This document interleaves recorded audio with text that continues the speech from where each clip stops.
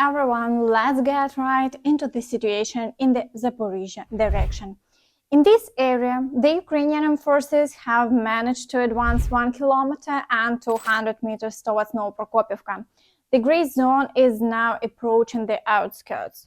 Ukrainian forces are pushing Russian troops out of their positions, and there is clear progress.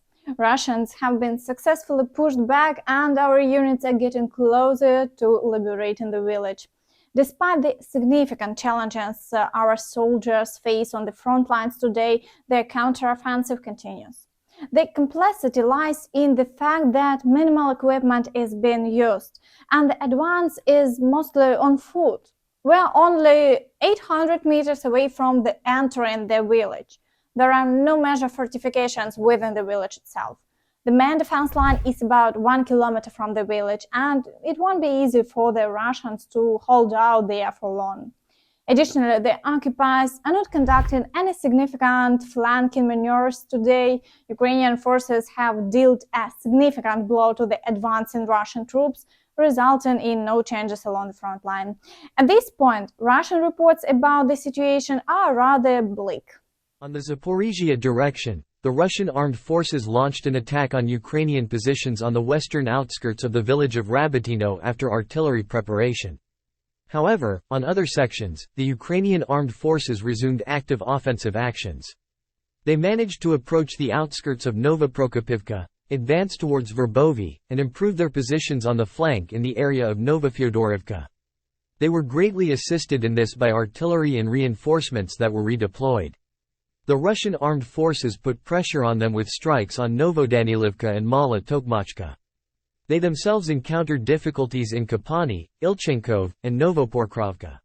Overall, in 3 different directions, the Ukrainian forces have dealt a significant blow to the Russians, and even on the flank near Novofedorivka, where the Russians plan to break through, Ukrainian forces have improved their positions. It's clear that the Russians are facing a complete failure, and they openly admit it. They acknowledge that the situation could be better. In their own Telegram channels, their occupiers complain that they are being ruthlessly pushed back from the positions in Verbove.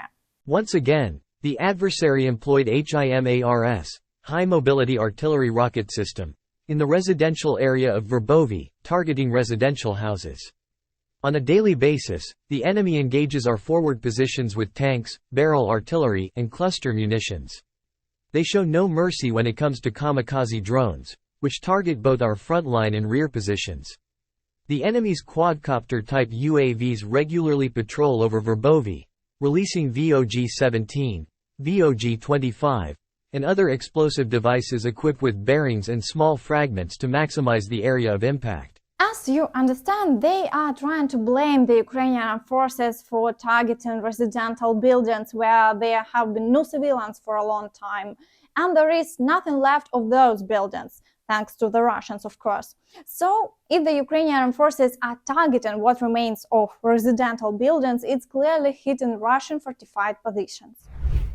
Okay, but before we continue, I'd like to ask you to share this video on social media and watch it through the end. It greatly helps promote my channel. Thank you. Now let's move on to the Vuhledar direction. Here everything is calm. Initially, the Ukrainian forces were making rapid progress in a counteroffensive. However, it seems that the plans have changed now and the advance has temporarily halted. Only artillery exchanges are being recorded, therefore there have been no changes along the front. In the Kherson direction, there are significant issues due to the shelling. Attacks are being conducted both by artillery and drones. Despite previous difficulty, there haven't been any new advances by the Ukrainian forces on the left bank of the river. In the Bakhmut direction, today there is a significant activity near Klishivka and Andreevka. But the most important thing is that the Ukrainian forces are succeeding.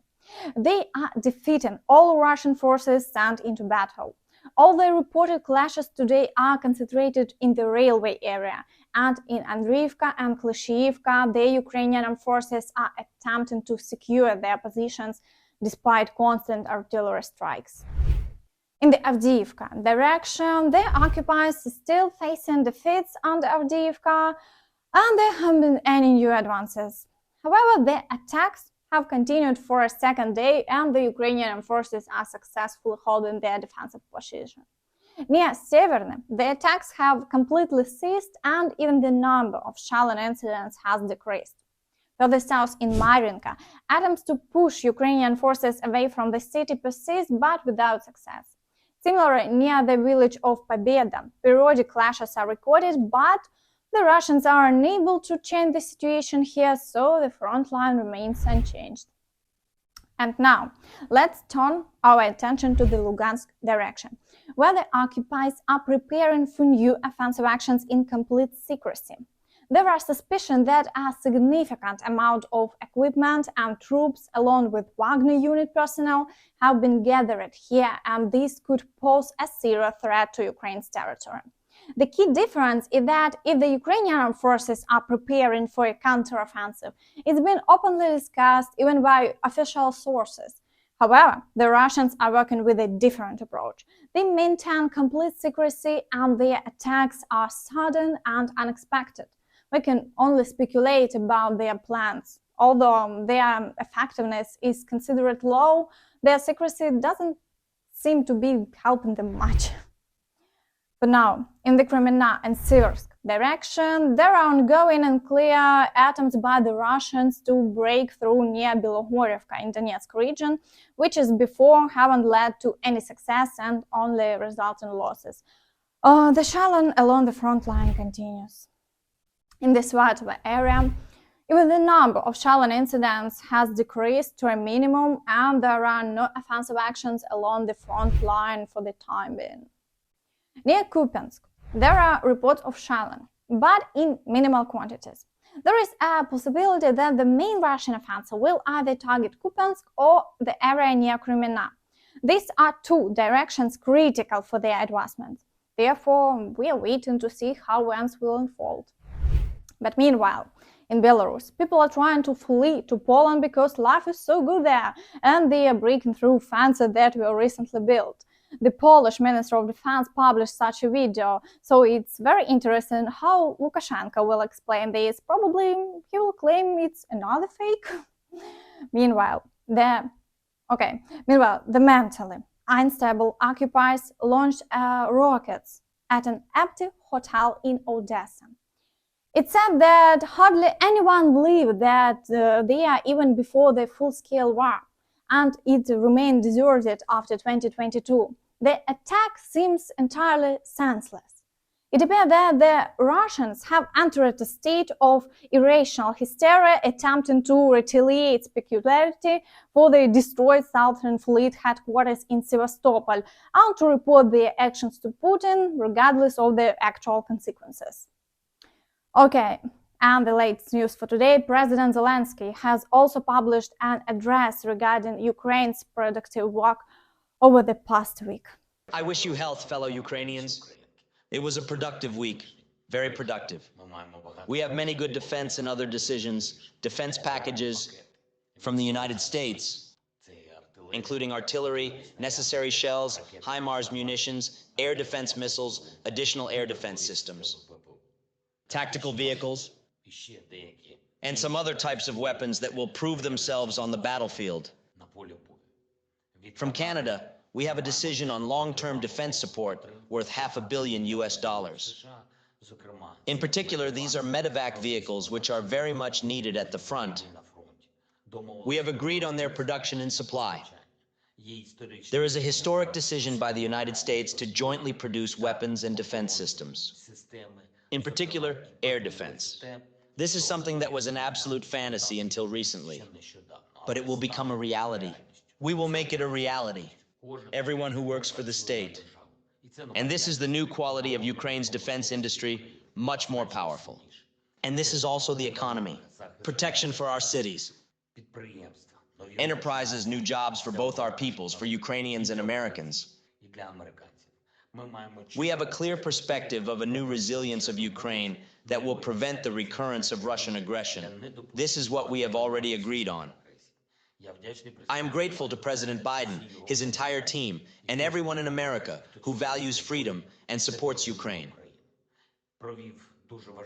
I held very important meetings in Washington and Congress, both parties, both houses. There were a lot of questions, a lot of dialogue, equally sincere answers, absolute frankness and sincere understanding. And we specifically requested a format of meetings and communication in Congress that would allow for the most detailed conversation. This resulted in more trust, and I heard that support for Ukraine will persist. In general, many morally robust and important positions were voiced at different levels in the United States, from the top level to all those involved in negotiations with the Ukrainian delegation. The same is true for Canada. There is a clear unity. There are new sanctions against Russia, and there will be even more sanctions pressure. We have reached economic agreements with both governments and businesses. There is a decision on a free trade area with Canada. A memorandum on energy cooperation was signed in Washington. And that's all from me. Don't forget to like, subscribe to the channel, and click the notification bell to stay updated on all the latest news. Thank you for watching, and see you next time. Bye bye.